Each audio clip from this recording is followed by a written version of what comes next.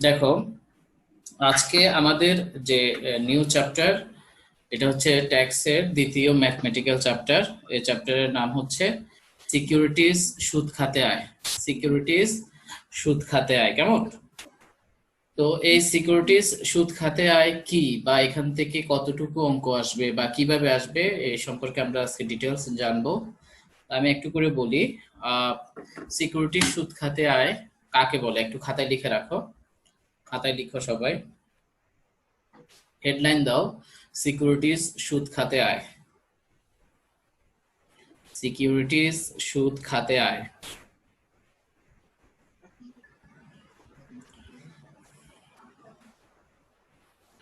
লিখো, 1984 সালের আয়কর অধ্যাদেশের 22 ধারা অনুযায়ী 1984 সালের আয়কর অধ্যাদেশের 22 ধারা অনুযায়ী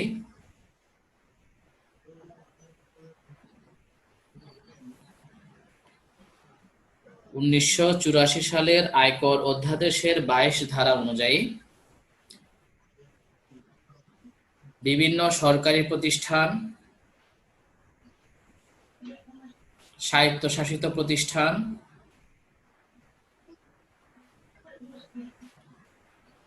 ও বাণিজ্যিক প্রতিষ্ঠান কর্তৃক বিভিন্ন সরকারি প্রতিষ্ঠান, স্বায়ত্তশাসিত প্রতিষ্ঠান ও বাণিজ্যিক প্রতিষ্ঠান কর্তৃক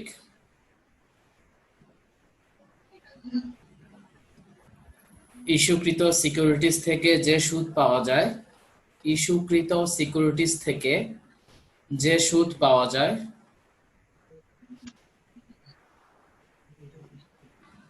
তাকে সিকিউরিটির সুদ খাতে আয় বলে। ইস্যুকৃত সিকিউরিটিজ থেকে যে সুদ পাওয়া যায় তাকে সিকিউরিটিজ সুদ খাতে আয় বলে।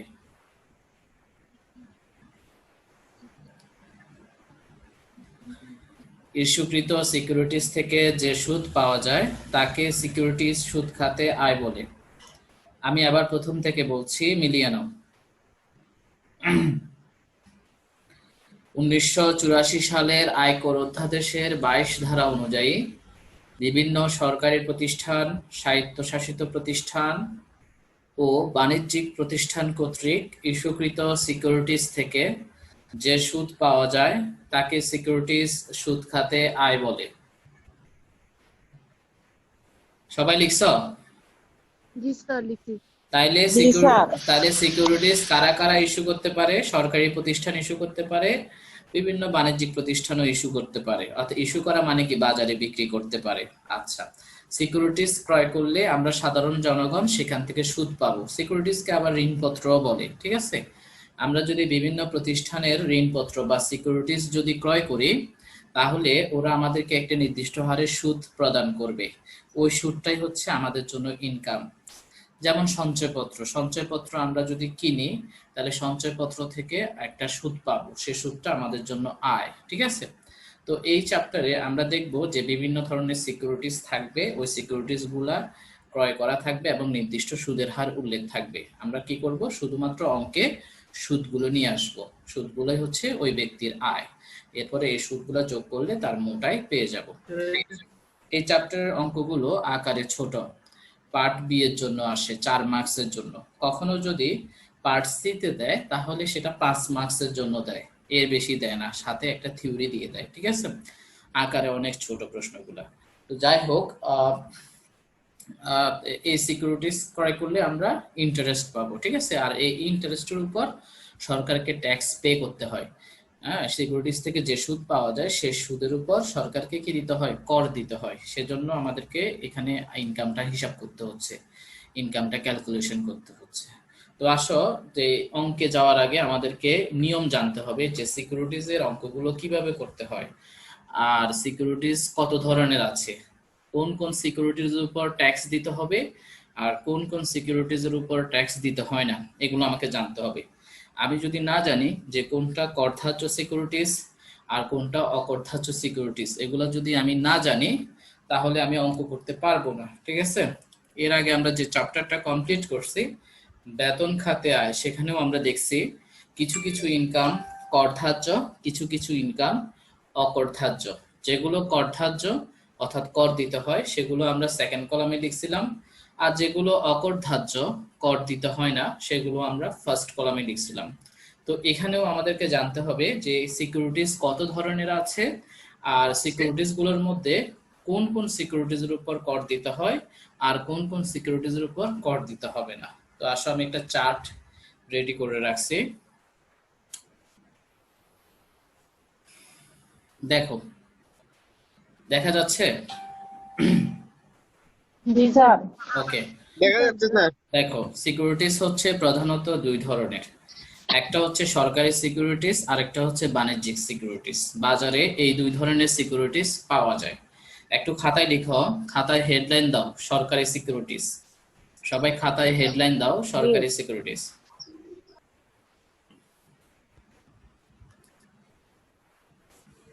লিখো সরকারি সিকিউরিটিজের ওখানে,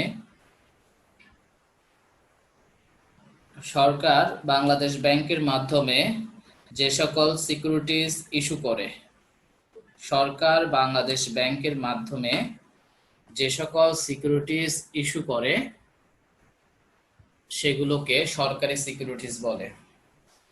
সরকার বাংলাদেশ ব্যাংকের মাধ্যমে যে সকল সিকিউরিটিজ ইস্যু করে সেগুলোকে সরকারি সিকিউরিটিজ বলে।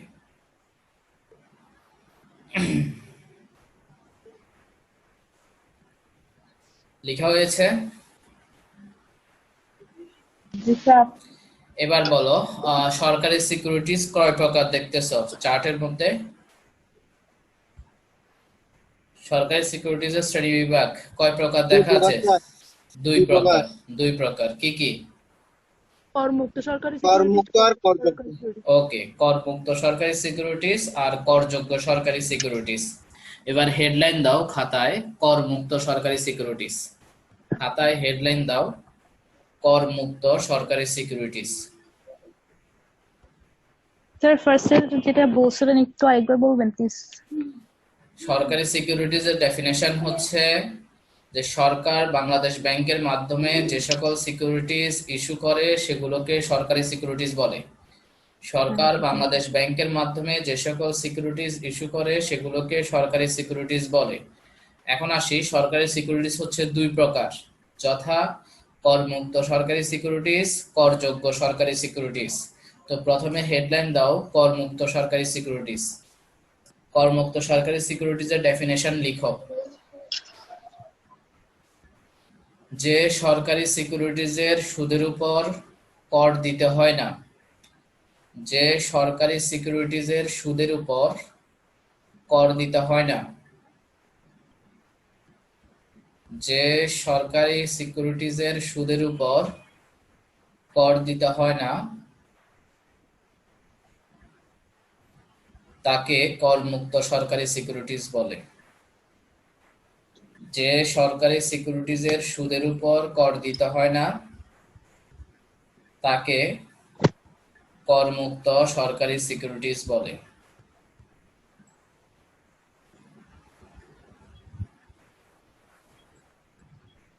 লেখা হয়েছে? জি স্যার। ওকে, এখন করমুক্ত সরকারি সিকিউরিটিজের পাশে তিনটা বৈশিষ্ট্য দেওয়া আছে, দেখো এগুলো একটু পড়ো। এক নম্বরে লেখা আছে কি, উৎসস্থলে কর কর্তন করা হয় না। যে সিকিউরিটিজের কোনো ট্যাক্সে দিতে হবে না সেটা আবার কি কর কর্তন করবে, ঠিক আছে? তাহলে করমুক্ত সরকারি সিকিউরিটিজের পর উৎসস্থলে কোনো কর কর্তন করা হয় না। এখন প্রায় সময় পরীক্ষায় প্রশ্ন আসে উৎসস্থলে কর কর্তন কাকে বলে। ক বিভাগে এই প্রশ্নটা খুবই গুরুত্বপূর্ণ, কয়েকবার আসছে। একটু খাতায় হেডলাইন দিয়ে লিখে রাখো, উৎস স্থলে কর কর্তন। হেডলাইন দাও।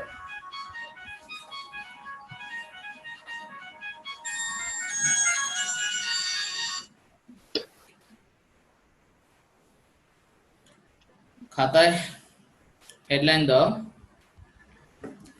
উৎসস্থলে কর কর্তন।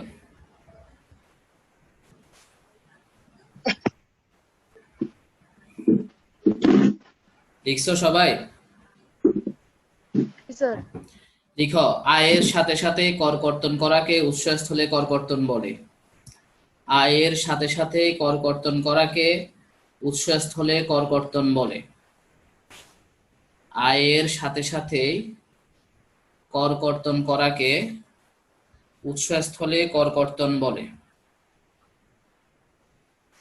আয়ের সাথে সাথে কর কর্তন করাকে উৎসস্থলে কর কর্তন বলে। সবার লেখা হয়েছে?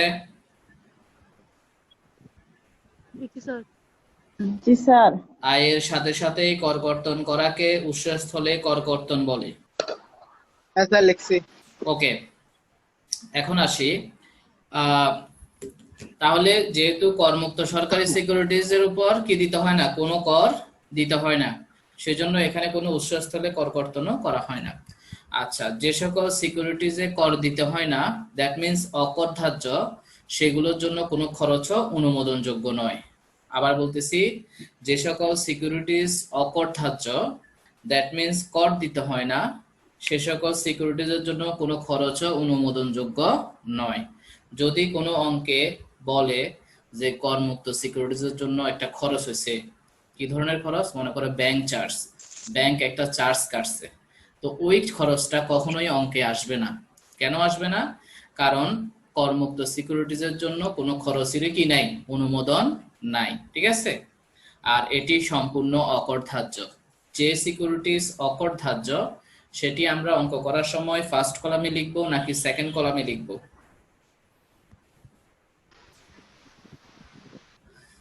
যেটি অকরধার্য সেটি কি ফার্স্ট কলামে লিখতে হয় না সেকেন্ড ফার্স্ট কলামে লিখতে কলামে, হয়? First column. ফার্স্ট কলাম আছে। ফার্স্ট স্যার কলামে। ফার্স্ট কলামে। তাহলে করমুক্ত সরকারি সিকিউরিটিজ অলওয়েজ কোন কলামে লিখবো? ফার্স্ট কলামে। First ফার্স্ট কলামে লিখে কতটুকু বিয়োগ করব? সম্পূর্ণ অকরধার্য। সম্পূর্ণ অকরধার্য। সম্পূর্ণ অকরধার্যের মানে হচ্ছে তুমি করমুক্ত সিকিউরিটিজ থেকে যা সুদ পাবা পুরো টাকাই অকরধার্য, 1 টাকাও ট্যাক্স দিতে হবে না। সেকেন্ড কলামে 1 টাকাও যাবে না। এর মানে হচ্ছে যদি কোনো অঙ্কে করমুক্ত সরকারি সিকিউরিটিজের সুদ মনে করো দেওয়া আছে 500 টাকা, হ্যাঁ, তাহলে ওই 500 টাকা ফার্স্ট কলামে লিখে আবার বিয়োগ সম্পূর্ণ অকরধার্য, মানে 500 থেকে 500 টাকায় বিয়োগ করে দিতে হবে, 1 টাকাও সেকেন্ড কলামে যাবে না। বুঝছো কিনা সবাই? বুঝছি। আচ্ছা, Yes, sir. ওকে। এবারে আসো, হেডলাইন দাও, করযোগ্য সরকারি সিকিউরিটিজ। খাতায় লিখো, করযোগ্য সরকারি সিকিউরিটিজ।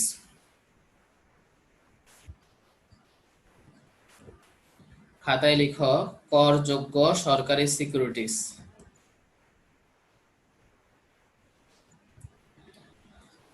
লিখো, যে সরকারি সিকিউরিটিজের উপর কর ধার্য করা হয় বা কর দিতে হয়।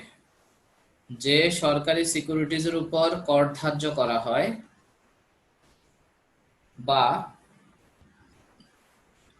কর দিতে হয়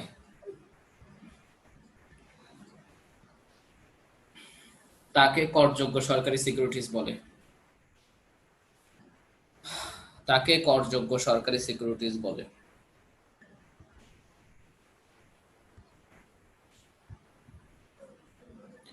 আবার বলতেছি, যে সরকারি সিকিউরিটিজের উপর কর ধার্য করা হয় বা কর দিতে হয় তাকে করযোগ্য সরকারি সিকিউরিটিজ বলে।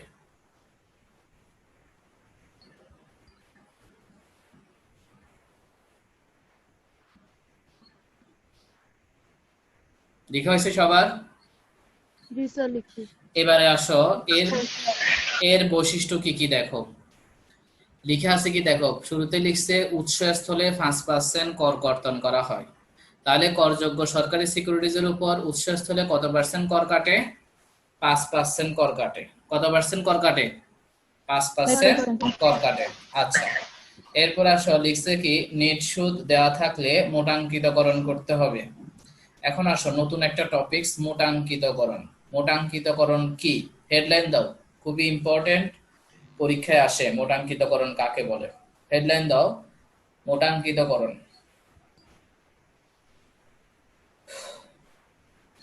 নেট সুদকে মোট সুদে রূপান্তর করার পদ্ধতিকে মোটাঙ্কিতকরণ বলে। নেট সুদকে মোট সুদে রূপান্তর করার পদ্ধতিকে মোটাঙ্কিতকরণ বলে।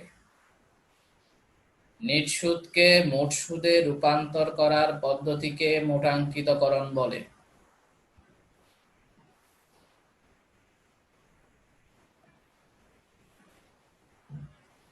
নিট সুদকে মোট সুদে রূপান্তর করার পদ্ধতিকে মোটাঙ্কিতকরণ বলে।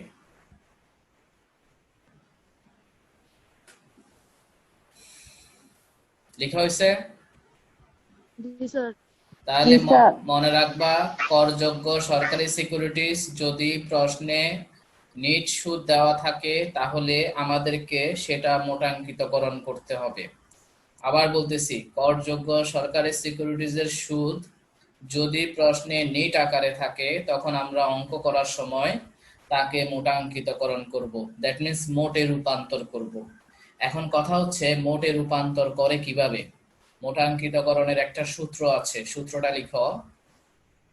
মোটাঙ্কিতকরণ সমান মোটাঙ্কিতকরণ সমান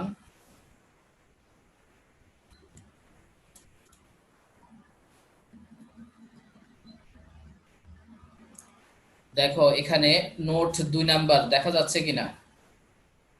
না স্যার। জি স্যার। নোট 2 দেখা যাচ্ছে, একের পরে 2। জি স্যার।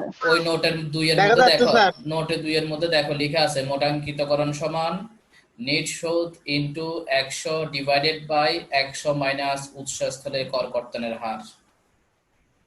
এরপরে স্টার, নিট সুদের জায়গায় স্টার দিছি, এরপর লিখছি 100 বাই 100 মাইনাস 5। 5 এটা কোত্থেকে আসছে? করযোগ্য সিকিউরিটিজের উৎসস্থলে করকর্তনের হার হচ্ছে 5%, এই জন্য 5 লিখতে হয়েছে। তাহলে মূলত দাঁড়াচ্ছে কি, নিট সুদকে 100 বাই 95 দিয়ে গুণ করলে সেটা মোট সুদ হয়ে যাবে, দ্যাট মিন্স মোটাঙ্কিতকরণ হয়ে যাবে। সূত্রটা লিখে রাখো, দেখে দেখে 3 লাইন লিখবা, একদম 100 বাই 95 পর্যন্ত লিখবা।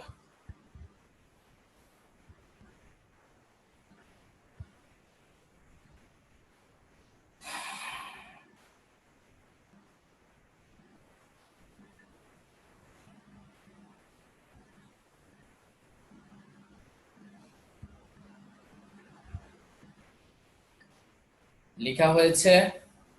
লিখছি স্যার। জি স্যার।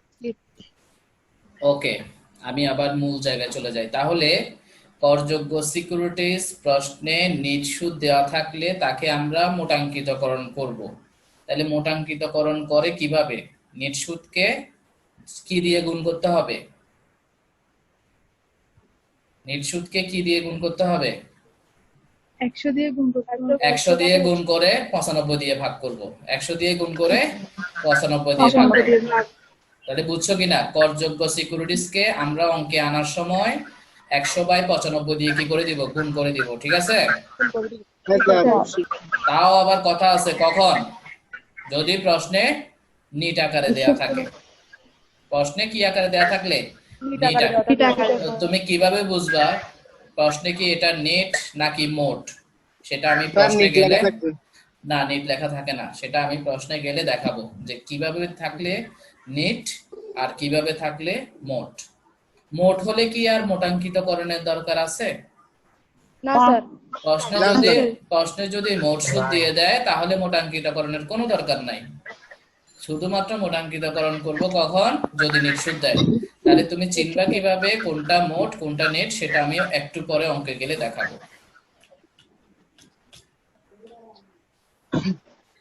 ওকে, দেখা যাচ্ছে চার্ট? হ্যাঁ স্যার। জি স্যার। এরপরে কি লিখছে দেখো, করযোগ্য পাশে 3 নম্বরে কি লেখা আছে? নেট সুদ না দিয়ে যদি সিকিউরিটিজের মূল্য দেওয়া থাকে তাহলে মোটাঙ্কিতকরণ করতে হবে না। সিকিউরিটিজের মূল্য মানে তখন মোট, সিকিউরিটিজের মূল্য দেওয়া থাকলে তখন সেটা কি? মোট, ঠিক আছে? তখন আর আমরা তাকে কি করব না? মোটাঙ্কিতকরণ করব না, ঠিক আছে? অর্থাৎ মোট দেয়া থাকলে তাকে আর মোটাঙ্কিতকরণের কোনো প্রয়োজন নেই। কথা ক্লিয়ার কিনা? জি স্যার, ক্লিয়ার। হ্যাঁ আচ্ছা, স্যার ক্লিয়ার। এরপরে দেখো অনুমোদনযোগ্য খরচ বাদ যাবে, অনুমোদনযোগ্য খরচ বাদ যাবে। আর ওই করমুক্তের মধ্যে কি লেখা ছিল? অনুমোদনযোগ্য খরচ নাই, মানে আসবেই না, ঠিক আছে? করমুক্তের ক্ষেত্রে অনুমোদনযোগ্য খরচ আসবেই না, বাট করযোগ্যের ক্ষেত্রে অনুমোদনযোগ্য খরচ বাদ যাবে। বাদ যাবে মানে কি? করযোগ্য যে ইনকামটা পাবো ওই ইনকাম থেকে মাইনাস করতে হবে, বুঝতে পারছো? জি স্যার বলছি। জি স্যার স্যার খরচ বাদ যাবে মানে হচ্ছে করযোগ্য থেকে মনে করো তুমি 500 টাকা ইনকাম করলা, এখন ওখানে প্রশ্নে মনে করো বলে দিছে যে করযোগ্য সিকিউরিটিজ এর জন্য খরচ হয়েছে 200 টাকা, তাহলে 500 থেকে 200 বিয়োগ করতে হবে, বাকি 300 টাকা সেকেন্ড কলামে লিখবো। সেকেন্ড কথা কলামে যাবে। কথা ক্লিয়ার কিনা? জি স্যার। তাহলে তোমরা মিউট করে রাখো না, প্রশ্ন না থাকলে তখন মিউট করে রাখবা, রেসপন্স যখন করতে বলবো তখন রেসপন্স করবা। আচ্ছা, তাহলে করযোগ্য সরকারি সিকিউরিটিজে খরচ দেয়া থাকলে খরচটা ইনকাম থেকে মাইনাস করব, অর্থাৎ অঙ্কে আসবে। আর করযোগ্য সিকিউরিটিজ সম্পূর্ণ করধার্য, করধার্য হলে ফার্স্ট কলামে লিখবো না সেকেন্ড কলামে লিখবো? সেকেন্ড কলামে স্যার। কলামে, সেকেন্ড কলামে লিখবো। আর করমুক্ত সিকিউরিটিজ কোন কলামে লিখবো? ফার্স্ট ফার্স্ট কলামে। কলামে। ওকে, সবাই বুঝছো এতটুকু? জি স্যার বুঝছি। আচ্ছা, এবার আসো বাণিজ্যিক সিকিউরিটিজ, হেডলাইন দাও খাতায়।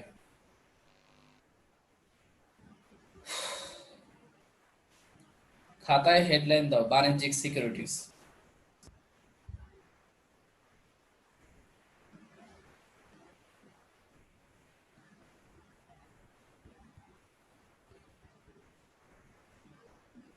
বিভিন্ন বাণিজ্যিক প্রতিষ্ঠান কর্তৃক ইস্যুকৃত সিকিউরিটিজকে বাণিজ্যিক সিকিউরিটিজ বলে।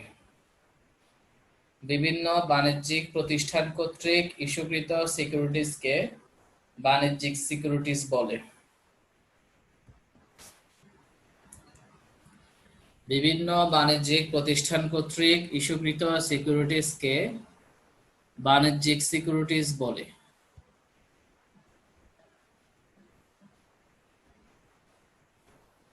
লিখছ?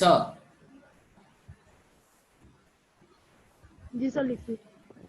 আচ্ছা, এরপর আসো বাণিজ্যিক সিকিউরিটিজ দুই ধরনের, একটা ঋণপত্র আর একটা হচ্ছে জিরো কুপন বন্ড।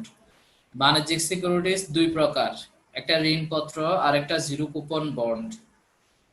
তো দেখো, ঋণপত্রের সাথে করযোগ্য সিকিউরিটিজের মিল, আর জিরো কুপন বন্ডের সাথে করমুক্ত সরকারি সিকিউরিটিজের মিল। ঠিক আছে? তো ঋণপত্রের ডেফিনেশন না জানলেও চলবে, কেননা যে পত্রের মাধ্যমে ঋণ গ্রহণ করা হয় সেটাই ঋণপত্র, এটা লেখার দরকার নাই। ওই জিরো কুপন বন্ডের ডেফিনেশনটা একটু লিখো, খুবই ইম্পর্টেন্ট। জিরো কুপন বন্ড কাকে বলে, খুবই ইম্পর্টেন্ট।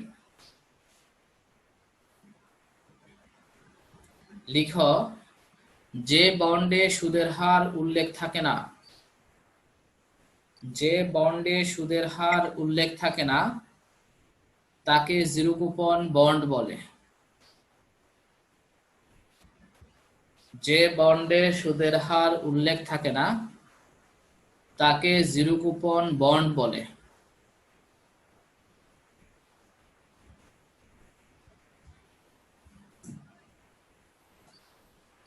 লিখছ? জি স্যার জি স্যার লিখছি। ওকে, জিরো কুপন বন্ডের বৈশিষ্ট্যগুলো দেখো, হুবহু করমুক্ত সরকারি সিকিউরিটিজের মতো। উৎসস্থলে কর কর্তন করা হয় না, কোনো অনুমোদনযোগ্য খরচ নেই, সম্পূর্ণ অকরধার্য। যেহেতু সম্পূর্ণ অকরধার্য, জিরো কুপন বন্ডকে আমরা ফার্স্ট কলামে লিখবো না সেকেন্ড কলামে লিখবো? ফার্স্ট কলামে। ফার্স্ট কলামে First লিখবো। column. ফার্স্ট কলামে লিখে সম্পূর্ণ অকরধার্য করে দিব। কথা ক্লিয়ার কিনা? জি স্যার। আচ্ছা, আর ঋণপত্র, ঋণপত্র দেখো হুবহু করযোগ্য সরকারি সিকিউরিটিজের মতো।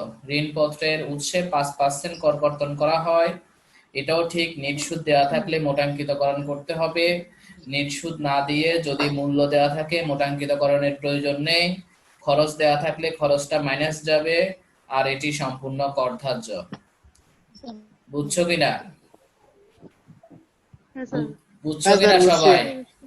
তাহলে বুঝছি স্যার। সর্বমোট অঙ্কে সিকিউরিটিজ থাকতে পারে মাত্র 4টা। অঙ্কে সিকিউরিটিজ থাকতে পারে, অঙ্কে সিকিউরিটিজ থাকতে পারে মাত্র 4টা। একটা হচ্ছে করমুক্ত সিকিউরিটিজ, আর একটা হচ্ছে করবাদ সিকিউরিটিজ।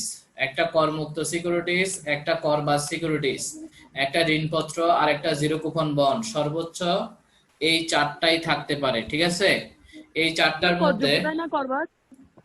কর বাদে যাবা না এখন, কর বাদের হিসাব পরে বলবো। ঠিক আছে? তাহলে এই 4টাই আমাদের সিকিউরিটিজ, এই চারটার মধ্যে কয়টা ফার্স্ট কলামে বসবে? দুইটা স্যার। দুইটা ফার্স্ট কলামে বসবে। কোনটা কোনটা? সিকিউরিটিজ আর জিরো কুপন বন্ড। গুড। করমুক্ত আর জিরো কুপন বন্ড এই দুইটা ফার্স্ট কলামে লিখে ক্লোজ করে দিব। আর সেকেন্ড কলামে যাবে কোনটা কোনটা? করযোগ্য সরকারি করযোগ্য সিকিউরিটিজ আর ঋণপত্র। করযোগ্য আর ঋণপত্র। সরকারি সিকিউরিটিজ আর ঋণপত্র। ওকে, আচ্ছা এবার আসি। এতটুকু তো বুঝছো না সবাই? জি স্যার বুঝছি। হ্যাঁ স্যার অবশ্যই। মোটাঙ্কিতকরণ করতে হয় কয়টা সিকিউরিটিজকে? দুইটা সিকিউরিটিজ কে। দুইটা। কোনটা কোনটা? করযোগ্য সিকিউরিটিজ আর ঋণপত্র। করযোগ্য আর ঋণপত্র। আচ্ছা, মোটাঙ্কিতকরণ করব কখন? যখন যখন নিট দেওয়া থাকবে। ভেরি গুড, যখন নিট সুদ দেওয়া থাকবে তখন মোটাঙ্কিতকরণ করব। কখন মোটাঙ্কিতকরণ করব না? যখন মোট সুদ নিঃশোধ না দিয়ে থাকলে। যখন মূল্য দেওয়া থাকবে। যখন মূল্য মানে সিকিউরিটিজের মূল্য দেওয়া থাকবে। ওকে, আচ্ছা জি স্যার। এবার আসো এখানে করযোগ্য সিকিউরিটিজ আর ঋণপত্র এই দুইটার জন্য খরচ বাদ যাবে লেখা আছে। দ্যাট মিন্স খরচ অঙ্কে আনতে হবে। করযোগ্যর খরচ করযোগ্য সিকিউরিটিজ থেকে বাদ দিব, ঋণপত্রের খরচ ঋণপত্র থেকে বাদ দিব। কেমন? এখন আমাকে জানতে হবে যে খরচ আসলে কোনগুলো অনুমোদন আছে বা কি কি খরচ থাকতে পারে। একটু করে খাতায় লিখো, হেডলাইন দাও, সিকিউরিটিজ সুদ খাতে অনুমোদনযোগ্য খরচ সমূহ। খাতায় লিখো, সিকিউরিটিজ সুদ খাতে অনুমোদনযোগ্য খরচ সমূহ।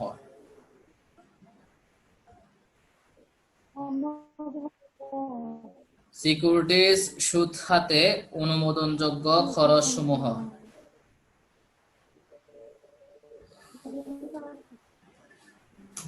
সিকিউরিটিজ সুদ খাতে অনুমোদনযোগ্য খরচ সমূহ। ইমতিয়াজ, কি প্রশ্ন আছে বলো?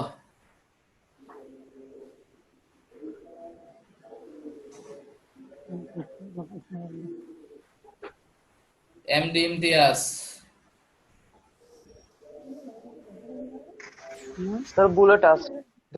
ভুলে আসছে, আচ্ছা তাহলে হেডলাইন দিছো সবাই? লিখো, এক নম্বরে লিখো ঋণের সুদ। এক নম্বরে লিখো ঋণের সুদ।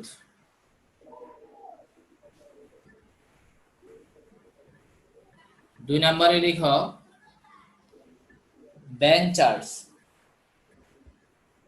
এক নম্বরে ঋণের সুদ, দুই নম্বরে ব্যাংক চার্জ। লিখা হয়েছে?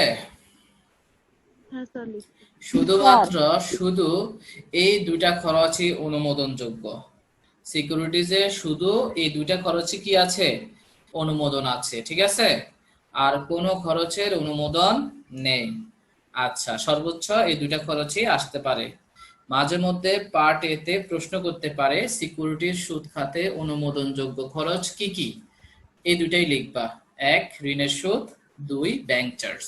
আচ্ছা, এখন ব্যাংক চার্জ নিয়ে আরো একটা কথা আছে। একটা ব্যাংক সিকিউরিটিজ পারপাসে দুই ধরনের চার্জ করে, সিকিউরিটিজ কেনা বেচা, সিকিউরিটিজের সুদ আদায়। এভাবে একটা ব্যাংক দুইটা কারণে সিকিউরিটিজের উপর চার্জ করে। একটা হচ্ছে সিকিউরিটিজ থেকে যে ইন্টারেস্ট গুলো কালেকশন হচ্ছে এগুলো ব্যাংকের মাধ্যমে ইন্টারেস্ট গুলো কালেকশন হয়, সেজন্য ব্যাংক একটা চার্জ করে যেটাকে ব্যাংক চার্জ বলে। সুদ আদায়ের জন্য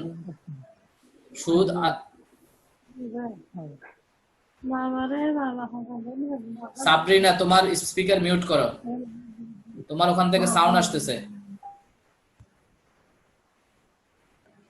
ওকে, যেটা বলতেছিলাম যে একটা ব্যাংক দুইটা পারপাসে চার্জ করতে পারে। সিকিউরিটিজ এর সুদ আদায়ের জন্য চার্জ করতে পারে, অথবা সিকিউরিটিজ কেনা বেচা ক্রয় করার জন্য চার্জ করতে পারে, ঠিক আছে?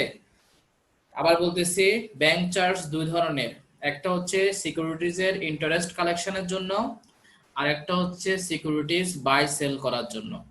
এখন সিকিউরিটিজের সুদ আদায়ের জন্য যে ব্যাংক চার্জ সেটাকে বলা হয় মুনাফা জাতীয় ব্যয়, আর সিকিউরিটিজ ক্রয় বিক্রয়ের জন্য যে ব্যাংক চার্জ সেটাকে বলা হয় মূলধন জাতীয় ব্যয়।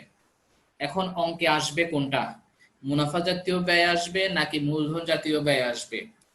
মনে রাখবা ট্যাক্সের সবসময় মুনাফা জাতীয় ব্যয়গুলো অনুমোদনযোগ্য। ট্যাক্সের সবসময় মুনাফা জাতীয় ব্যয় অনুমোদনযোগ্য, কোনো মূলধন জাতীয় ব্যয়ের অনুমোদন নাই। কোনো মূলধন জাতীয় ব্যয়ের অনুমোদন নাই, অনুমোদন নাই মানে অঙ্কে আসবে না। তাহলে একটু খাতায় লিখে রাখো, খাতায় লিখে রাখো সিকিউরিটিজের সুদ আদায়ের জন্য যে ব্যাংক চার্জ করা হয় সেটি অনুমোদনযোগ্য। সিকিউরিটিজের সুদ আদায়ের জন্য যে ব্যাংক চার্জ করা হয় সেটি অনুমোদনযোগ্য। সিকিউরিটিজের সুদ আদায়ের জন্য যে ব্যাংক চার্জ করা হয় সেটি অনুমোদনযোগ্য।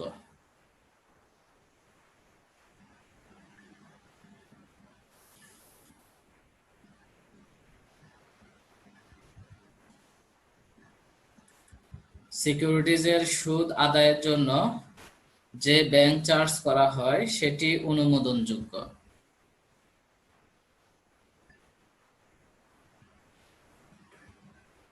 এরপর লিখো সিকিউরিটিজ ক্রয় বিক্রয়ের জন্য যে ব্যাংক চার্জ করা হয়, সিকিউরিটিজ ক্রয় বিক্রয়ের জন্য যে ব্যাংক চার্জ করা হয় সেটি মূলধন জাতীয় ব্যয় বিদায় অনুমোদনযোগ্য নয়। সিকিউরিটিজ ক্রয় বিক্রয়ের জন্য যে ব্যাংক চার্জ করা হয় সেটি মূলধন জাতীয় ব্যয় বলেই অনুমোদনযোগ্য নয়। সিকিউরিটিজ ক্রয় বিক্রয়ের জন্য যে ব্যাংক চার্জ করা হয় সেটি মূলধন জাতীয় বলেই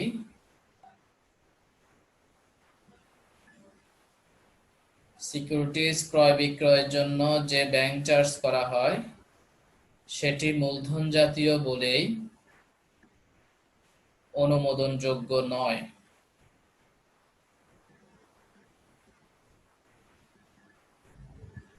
লেখা হয়েছে? জি স্যার। তাহলে অঙ্কে সবসময় কোন ব্যাংক চার্জটা আসবে? কোনটা আসবে? সুদ আদায়ের জন্য, টাকা দিয়ে থাকবে। সুদ আদায়ের জন্য যে চার্জটা বলবে ওটা আসবে, ঠিক আছে? স্যার আর ব্যাংক চার্জ শুধুমাত্র কোন কোন সিকিউরিটিজের ক্ষেত্রে আসে?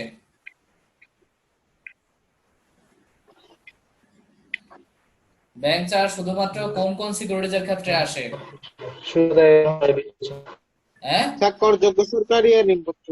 গুড। করযোগ্য আর ঋণপত্র এই দুটার জন্যই আসে, আর কারোর জন্য তো আসবে না। করমুক্ত আর জিরো কুপন বন্ড এই দুটার জন্য তো কখনোই ব্যাংক চার্জ আসবে না, কখনোই না, ঠিক আছে? এটা মূলধন জাতীয় হোক বা মুনাফা জাতীয় হোক, করমুক্ত আর জিরো কুপন বন্ডের জন্য কখনোই আসবে না অঙ্কে, ঠিক আছে? বুঝছো কিনা সবাই? বুঝছি স্যার। ক্লিয়ার? জি স্যার। আচ্ছা, clear sir. Okay. All clear. আর কোনো রুলস নাই, আর কোনো রুলস রেগুলেশন ফর্মুলা কিছুই নাই। এখন আমরা অঙ্কে চলে যেতে পারি, ঠিক আছে? আমরা অঙ্কে যাই।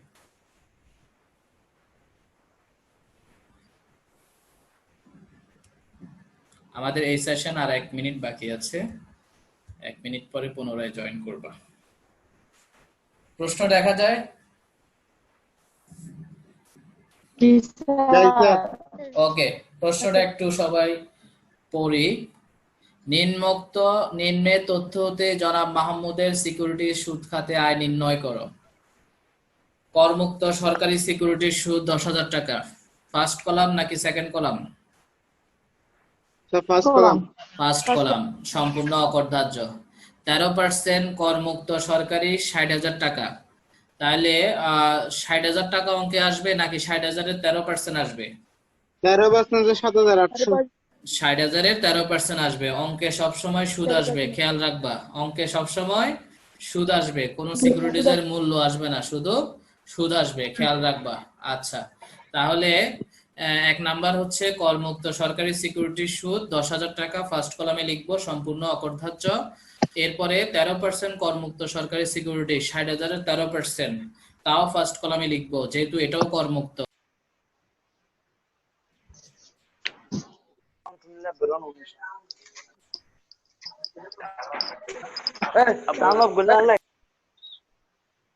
হ্যাঁ স্যার স্যার রেকর্ডিং হচ্ছে? হ্যাঁ ওকে, হচ্ছে স্যার। তাহলে প্রথম থেকে আসি। এক নাম্বার, করমুক্ত সরকারি সিকিউরিটির সুদ 10,000। করমুক্ত সরকারি সিকিউরিটির সুদ ফার্স্ট কলামে বসবে না সেকেন্ড কলামে বসবে? ফার্স্ট কলামে ফার্স্ট স্যার। কলামে। ফার্স্ট কলামে লিখবো সম্পূর্ণ অকরধার্য, অর্থাৎ 10,000 পাইছে 10,000 বিয়োগ, সেকেন্ড কলামে কিছুই যাবে না। 13% করমুক্ত সরকারি সিকিউরিটি 60,000 টাকা, তাহলে 60,000-এর কত পার্সেন্ট আসবে? 13%। 13% আছে। তাও কোন কলামে লিখবো? ফার্স্ট কলামে, কলামে লিখবো। কারণ এটিও করমুক্ত। 60,000-এর 13% কত হয়? 60,000-এর 13% 7,800 স্যার। 7,800। তাহলে 7,800 টাকা আমরা ফার্স্ট কলামে লিখবো, লিখে সম্পূর্ণ অকরধার্য করে দিব, ঠিক আছে? আচ্ছা, এরপরে আসো 3 নাম্বার, করযোগ্য সরকারি সিকিউরিটির সুদ 19,000 টাকা। তাহলে করযোগ্য সরকারি সিকিউরিটির সুদ, এই যে সরাসরি সুদ লিখে দিছে, কেমন? করযোগ্য সিকিউরিটিতে সরাসরি যদি সুদ দেওয়া থাকে সেটাকে বলা হয় নিট সুদ। করযোগ্য সিকিউরিটিজে সরাসরি সুদ দেওয়া থাকলে সেটাকে কি বলে? নিট সুদ বলে, কেমন? যেহেতু করযোগ্য সিকিউরিটিজে নিট সুদ দেওয়া আছে প্রশ্নে, আমরা অঙ্কে আনার সময় তাকে কি করব? মোটাঙ্কিতকরণ করব। মোটাঙ্কিতকরণ করব। তাহলে নিট সুদকে মোটাঙ্কিতকরণ করে কি দিয়ে গুণ করে? 19,000-কে কত দিয়ে গুণ করব? 100 দিয়ে গুণ করব, আর 95 দিয়ে কি করে দিব? 95 দিয়ে ভাগ করব। ভাগ করব, ঠিক আছে? ওকে, তাহলে 19,000-কে 100 দিয়ে গুণ করে 95 দিয়ে ভাগ করলে কত আসবে? 20,000 আসবে। কত আসবে? 20,000 আসবে। তাহলে এই 20,000 টাকাটা কি ফার্স্ট কলামে লিখবো না সেকেন্ড কলামে লিখবো? সেকেন্ড কলামে স্যার। সেকেন্ড কলামে, যেহেতু করযোগ্য সিকিউরিটিজ এর উপর কর দিতে হবে তাই সেকেন্ড কলামে লিখবো। 1 স্যার 2 একটু 3 বুঝেন তো। কোন জায়গায় বুঝো নাই? স্যার সরকারি সিকিউরিটি সুদ কখন আমি করবো এটা বুঝে নাই। ডাইরেক্ট নিট সুদ দেওয়া থাকলে, এই যে সুদ লিখে দিচ্ছে না 19,000-এর সামনে সুদ কথাটা লেখা আছে কিনা? আচ্ছা আচ্ছা স্যার। এই সুদ শব্দটা লেখা থাকলেই তাকে মোটাঙ্কিতকরণ করতে হবে, ঠিক আছে? করযোগ্য সিকিউরিটিজে ডাইরেক্ট সুদ লিখে দিলে সেটাকে মোটাঙ্কিতকরণ করতে হবে, কারণ ডাইরেক্ট সুদ মানে নিট সুদ, ডাইরেক্ট সুদ মানে নিট সুদ, ঠিক আছে? ক্লিয়ার কিনা? হ্যাঁ স্যার। তাহলে 19,000 টাকাকে কত দিয়ে গুণ করব? 100/95 গুণ করলে সেটা 20,000 হবে। ও 20,000 টাকা আমরা সেকেন্ড কলামে লিখে দিব।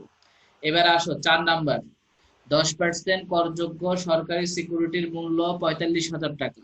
তাহলে অঙ্কে কি 45,000 আসবে নাকি 45,000-এর 10% আসবে? 45,000 এর 10% আসবে। 45,000-এর 10% 4,500 টাকা। ফার্স্ট কলামে লিখবো না সেকেন্ড কলামে লিখবো? সেকেন্ড কলামে। সেকেন্ড কলামে লিখবো। এখন প্রশ্ন করতে পারো 3 নাম্বারটাও করযোগ্য ছিল, 4 নাম্বারটাও করযোগ্য।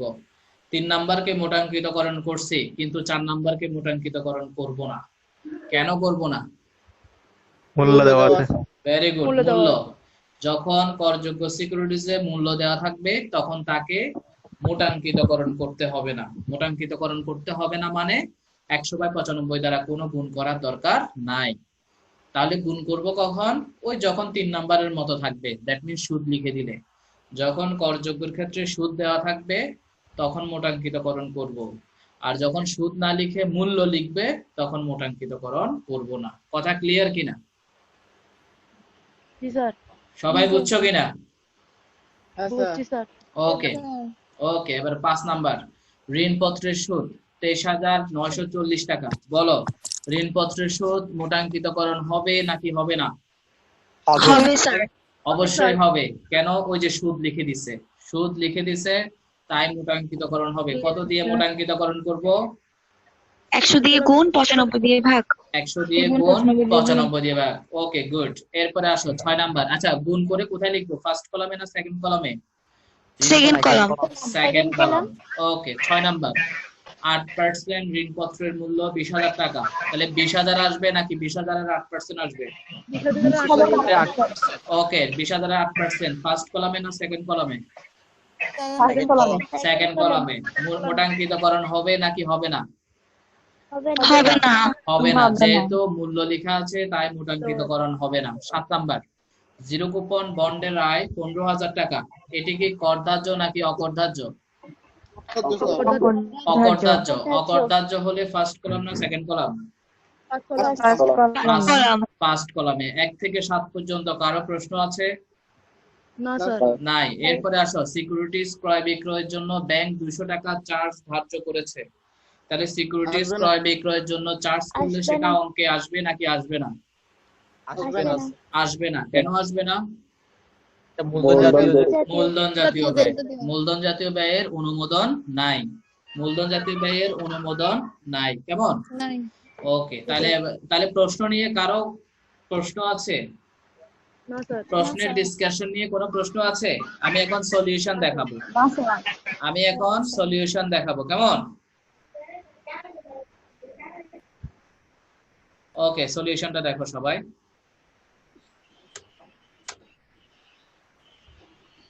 সবাই মনোযোগ দিয়ে সলিউশনটা দেখো, কারো প্রশ্ন থাকলে করবা।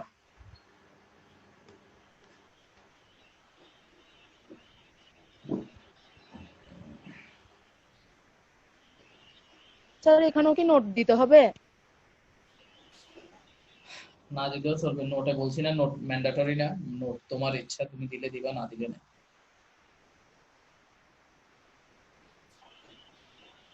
সময় থাকলে দিব আর কি। ও,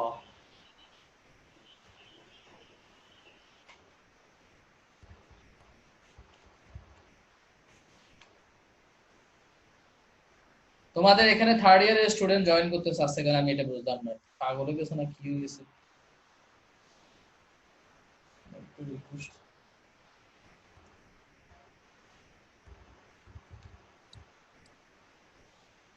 সলিউশনটা দেখো ভালো করে।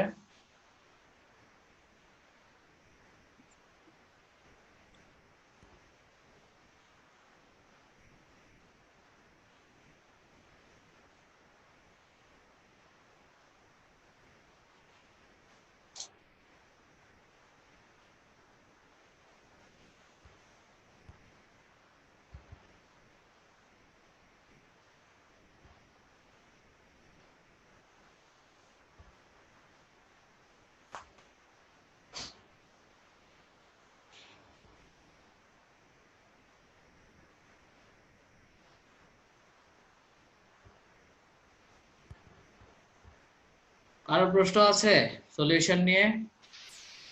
কোনো সবাই বুঝছো কিনা? স্যার অঙ্ক সহজ না কঠিন? সহজ সহজ এবং ছোট। পরীক্ষায় আরো ছোট আসে। আমি তো এখানে 7টা দিছি, পরীক্ষায় 3টা বা 4টা থাকে। 4টাই থাকে, 4টাতে 4 মার্কস, শেষ। বড় আছে না স্যার এটা প্রশ্ন? না, তো সি পার্টের জন্য সি পার্টে আসলেও 5 মার্কসের জন্য আসে। সি পার্টে আসলেও 5 মার্কসের জন্য আসবে। নোট দেখো, নোটগুলা এখানে লিখে দিছি। হ্যাঁ, মিম প্রশ্ন করছো জিরো কুপন অকরদার্য। হ্যাঁ, জিরো কুপন সম্পূর্ণ অকরদার্য। জিরো কুপন আর করমুক্ত এই দুইটা সম্পূর্ণ অকরদার্য।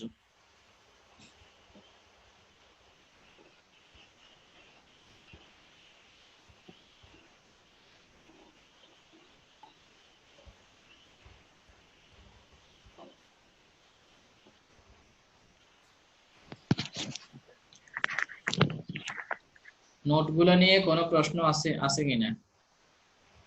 এগুলো জাস্ট তোমরা যাতে সহজে বুঝতে পারো এজন্য আমি কিছু ব্যাখ্যা লিখে দিছি, যাতে কনফিউশন তৈরি না হয় পরবর্তীতে।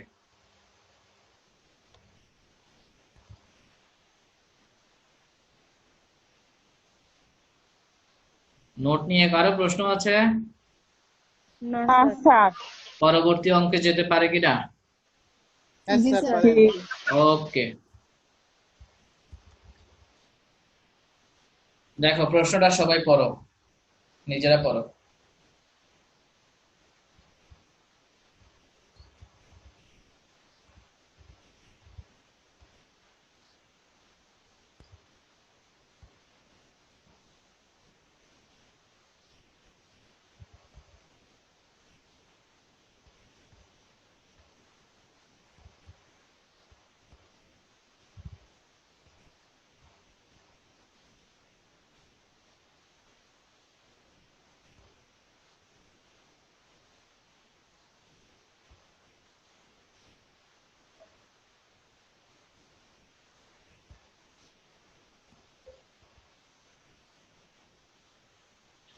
পড়ছি সবাই স্যার। পড়ছো? স্যার পড়ছি। এবার আমি বুঝাই দিচ্ছি, দেখো। জনাব মুসার সিকিউরিটি সুদ খাতে আয় নির্ণয় করো। ১, 10% করমুক্ত সরকারি সিকিউরিটির মূল্য 50,000 টাকা। তাহলে 50,000-এর 10% 5,000 টাকা ফার্স্ট কলামে লিখবো, সম্পূর্ণ অকরধার্য। 2 নাম্বার, করযোগ্য সরকারি সিকিউরিটির সুদ 4,750 টাকা। তাহলে 4,750 টাকা যেহেতু সুদ লিখে দিছে, তাই আমরা এটাকে 100 দিয়ে গুণ করে 95 দিয়ে ভাগ করব। এরপরে ঋণপত্রের সুদ 18,050 টাকা, যেহেতু সুদ লিখে দিছে তাই আমরা 100 দিয়ে গুণ করব, 95 দিয়ে ভাগ করব। এরপর জিরো কুপন বন্ডের আয় ফার্স্ট কলামে লিখে সম্পূর্ণ অকরধার্য।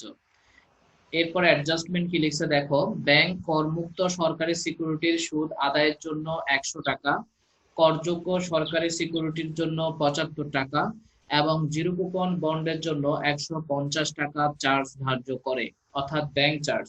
তাহলে ব্যাংক চার্জ করা হচ্ছে 3টা সিকিউরিটিজের জন্য। প্রথমটা হচ্ছে করমুক্ত সিকিউরিটিজের জন্য চার্জ করছে 100 টাকা। করমুক্ত সিকিউরিটিজের চার্জ অঙ্কে আসবে কিনা? না স্যার। না আসবে না। কখনোই আসবে না। কেন? কারণ করমুক্ত সিকিউরিটিজের চার্জ অনুমোদনযোগ্য নয়, শুরুতেই লেখা আছে। আমি শুরুতে যে চার্ট বুঝাইছিলাম ওখানে বলছিলাম করমুক্ত সিকিউরিটিজের চার্জ অনুমোদনযোগ্য নয়, সেজন্য এটা প্রশ্নে বলা থাকলেও অঙ্ক করার সময় কখনোই আনতে হয় না। এরপর করযোগ্য সরকারি সিকিউরিটিজের চার্জ 75 টাকা, এটা আসবে কিনা? আসবে। আসবে। কার থেকে বাদ দিব? না, করযোগ্য সিকিউরিটি। করযোগ্য থেকে বাদ দিব। যেটা যার সেটা তার থেকে বাদ দিব, যার জন্য যেটা চার্জ সেটা তার থেকে বাদ দিব। ওকে। এরপর জিরো কুপন বন্ডের জন্য 150 টাকা চার্জ, এটার কি অনুমোদন আছে? অনুমোদন নাই স্যার। আসবে না, আসবে না। খেয়াল রাখবা, করমুক্ত এবং জিরো কুপন বন্ড এই দুইটা সিকিউরিটিজের চার্জ অনুমোদনযোগ্য নয়, এগুলো প্রশ্নে লিখলেও অঙ্ক করার সময় আসবে না। ওকে। এরপরে ব্যাংক ঋণপত্রের সুদ আদায়ের জন্য 380 টাকা, ব্যাংক ঋণপত্রের সুদ আদায়ের জন্য 380 টাকা কমিশন ধার্য করে। মনে রাখবা, ব্যাংক চার্জকে ব্যাংক কমিশনও বলে, ব্যাংক চার্জকে ব্যাংক কমিশনও বলে, কথা একই। এখন আসি, কার জন্য কমিশন ধার্য করছে? ঋণপত্রের জন্য। এখন ঋণপত্রের জন্য ব্যাংক চার্জ অনুমোদনযোগ্য নাকি অনুমোদনযোগ্য না? অনুমোদনযোগ্য, অনুমোদনযোগ্য। তাই ঋণপত্র থেকে কি করব, 380 টাকা বিয়োগ করব। আচ্ছা, এরপরে লিখছে কি, এছাড়াও তিনি ঋণপত্র ক্রয়ের জন্য ব্যাংক থেকে 6% সুদে 1 লাখ টাকা ঋণ গ্রহণ করেন। তাহলে 1 লাখ টাকার 6% সুদ আমি পাবো নাকি দিব? দিব। দিব। দিলে আমার ইনকাম নাকি খরচ? খরচ। খরচ। তাহলে এই খরচটার নাম কি? ঋণের সুদ। এই খরচটার নাম কি? ঋণের সুদ। অনেকেই বলে মনে করে এটা মনে হয় ইনকাম। এটা ইনকাম না, এটা তুমি একটা লোন নিছো। লোন নিছো কত টাকা? 1 লাখ টাকা লোন নিছো। 1 লাখ টাকার 6% সুদ দিবা। তাহলে 1 লাখ টাকার 6% হচ্ছে 6,000 টাকা। কার জন্য নিছো? ঋণপত্রের জন্য। তাহলে ঋণপত্র থেকে এই 6,000 টাকা ঋণের সুদ লিখে মাইনাস করে দিতে হবে। বুঝছো কিনা? জি স্যার, বুঝছি। এবারে সলিউশনে আসো। কারো প্রশ্ন থাকলে সলিউশন দেখে প্রশ্ন করবা। দেখো সবাই,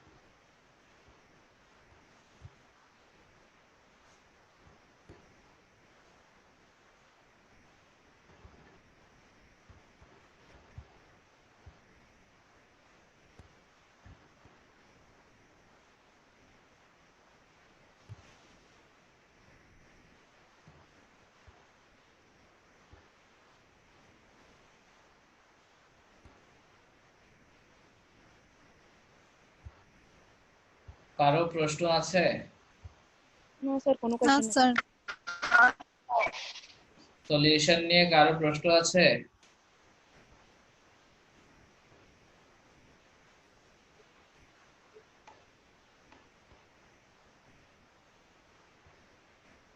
কারো প্রশ্ন? না স্যার। নোটগুলো একটু দেখো, নোট 2টা নোট লিখছে।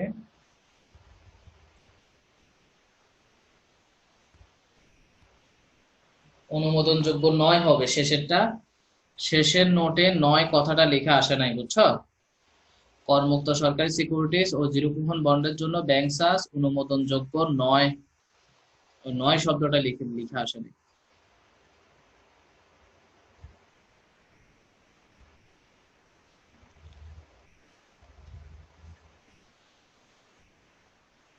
কারো প্রশ্ন আছে 2 নম্বর অঙ্ক নিয়ে? না স্যার। সবাই বুঝছো? জি স্যার বুঝছি। একদম ওভারঅল আজকের আলোচনা নিয়ে সবাই কোনো কোশ্চেন থাকলে করতে পারো। আজকের আলোচনা নিয়ে কোনো প্রশ্ন থাকলে করতে পারো সবাই। স্যার কোশ্চেন নাই। কারো কোনো প্রশ্ন আছে? না স্যার। না স্যার অনেক সুন্দর তাহলে বলছেন। হ্যাঁ 4 মার্কস ইজিলি পারবা, ঠিক আছে? 4 মার্কসের একটা অঙ্ক আসে, এখান থেকে ইজিলি আনসার করতে পারবা। আগামী ক্লাসে আমি আরো 3টা অঙ্ক দেখাই দিব, ঠিক আছে? আর লাগবে না, যা দেখাচ্ছি তোমাদের যা প্রয়োজন তার চেয়েও বেশি দেখাই, ঠিক আছে? যেগুলো প্রয়োজন সেগুলোও স্যার। দেখাই, যেগুলো প্রয়োজন নাই ওগুলোও দেখাই। তো এটা নিয়ে টেনশন করবে না, শুধু আমি যেগুলো দিব, যে ইনফরমেশন গুলো দিব ওগুলো ভালোভাবে শিখবা, আদার্স আর কিছুই লাগবে না। পাপিয়া চৌধুরী বলো। হোমওয়ার্ক এক্সামে একটা কোশ্চেন ছিল। হ্যাঁ বলো। স্যার বলছিলাম যে আজ আপনি যে ভিডিওটা দিচ্ছেন ওখানের মধ্যে যেভাবে এক্সামটা নিবেন বলছেন, এক্সামটা কি সেভাবেই নিবেন, মানে এমসিকিউ আকারে? আমরা কি মার্ক আমি ঠিক আমি মার্ক করে দিব? ইয়েস টিক মার্ক করবা, তোমরা টিক মার্ক করবা। আমি অঙ্ক মনে করো একটা অঙ্কের 3-4 লাইন তুলে দিব, হ্যাঁ? এখন এই অঙ্কের মোট আয় চাইবো জি। তোমার কাছে, বা কর কত চাইবো, বা বিনিয়োগ কত। তো সেটা তো আর তুমি মুখে মুখে হিসাব করতে পারবে না, তোমাকে সেটা খাতায় রাফ করে বের করতে হবে। আনসারটা কিন্তু অপশনে দেয়া থাকবে, বুঝছো? আমি 4টা-5টা অপশন দিয়েছি, সেখানে একটা কারেক্ট আনসার আছে, বাকি 3-4টা ভুল আনসার থাকবে। তো তুমি কারেক্ট আনসারটা ক্লিক করবা, মানে সিলেক্ট করবা আর কি, এমসিকিউর মতো। ও আচ্ছা স্যার, ওকে। আর স্যার থিওরি আসবে তাই না? থিওরি না, পার্ট এর কিছু কোশ্চেন আছে, তাও এমসিকিউর মতো, ঠিক আছে? আচ্ছা মনে করো স্যার, ওকে। আমি পুরো ডেফিনেশনটা লিখে দিলাম, তোমাকে সেখানে বলতে হবে এটা কিসের ডেফিনেশন। তো আমি কয়েকটা অপশন দিছি, ওখান থেকে তুমি সিলেক্ট করবা। যেমন মনে করো কোনো প্রতিষ্ঠানের আয়ের উপর যে কর দেয়া হয় তাকে কি বলে। এখন আমি সেখানে অপশন দিছি কর, আয়কর, প্রত্যক্ষ কর, পরোক্ষ কর। তো তোমার এটা আয়কর, আয়কর সিলেক্ট করবা, আচ্ছা। এভাবে আর কি। তো ঠিক আছে, প্রশ্ন আমি অলরেডি রেডি করে রাখছি। তোমরা কালকে জাস্ট 7:30টায় 7:30 আমি সিক্রেট গ্রুপে পরীক্ষার লিংক দিয়ে দিব। তোমরা ওখানে ক্লিক করে নাম আর রেজিস্ট্রেশন কোড দিবা, দেওয়ার পর এরপরে নেক্সট ক্লিক করলে প্রশ্ন শো করবা। এরপর প্রশ্ন পড়ে স্যার আনসারগুলো সকালে সিলেক্ট, সন্ধ্যা 7:30 আচ্ছা প্রশ্ন আচ্ছা, সিলেক্ট করে প্রশ্নের মধ্যে আনসারগুলো সিলেক্ট করা, সিলেক্ট করার পর সাবমিট করে দিবা। সাবমিট করে দিলে একটা লেখা আসবে, congratulations your answer successfully submitted. এটা লেখা উঠলে মনে রাখবা তোমারটা সাবমিট হয়ে গেছে, তোমার আনসার সাবমিট হয়ে গেছে। একজনে একবারই পরীক্ষা দিতে পারবা, তুমি দ্বিতীয়বার ওই লিংকে চাইলেও ঢুকতে পারবা না, ঠিক আছে? এই জন্য কেয়ারফুলি আনসার দিবা। আমি রাত 10টার দিকে রেজাল্ট দিয়ে দিব সবার। স্যার একটা অপশন কি মানে একবারই করতে পারবো? না, অপশন তুমি একাধিকবার সিলেক্ট করতে পারবা, ঠিক আছে? মানে একটা অঙ্কের জন্য তো একটাই আনসার সিলেক্ট করবা, ঠিক আছে? তুমি ভুলে মনে করো আরেকটা সিলেক্ট করে ফেলছো, সমস্যা নাই, তুমি পুনরায় আবার রাইটটাও সিলেক্ট করতে পারবা, ওটা অপশন আছে, ঠিক আছে? জি স্যার। কিন্তু একবার সাবমিট করে ফেললে আর পুনরায় পরীক্ষা দিতে পারবা না, একবারই দিতে পারবা। স্যার স্যার টাইম কতক্ষণ দিবেন? 30 মিনিট, 7:30 থেকে 8টা পর্যন্ত। 7:30 থেকে 8টা, 8টার পর কেউ চাইলেও ওই লিংকে ঢুকতে পারবে না, কারণ আমি স্টপ করে দিব। ওকে, Yes, sir. আজ তাহলে হ্যাঁ আজ তাহলে এতটুকুই থাক। কারো কি আর কোনো প্রশ্ন আছে? না স্যার, কোনো প্রশ্ন নেই। ওকে স্যার আসসালামু আলাইকুম। স্যার আসসালামু আলাইকুম। কিছুই বুঝি নাই, কে কি প্রশ্ন করছো? স্যার আমার সালাম। আচ্ছা ঠিক আছে, ওয়ালাইকুম সালাম, আল্লাহ হাফেজ। আসসালামু আলাইকুম একটা কোয়েশ্চেন আছে আগের ক্লাসে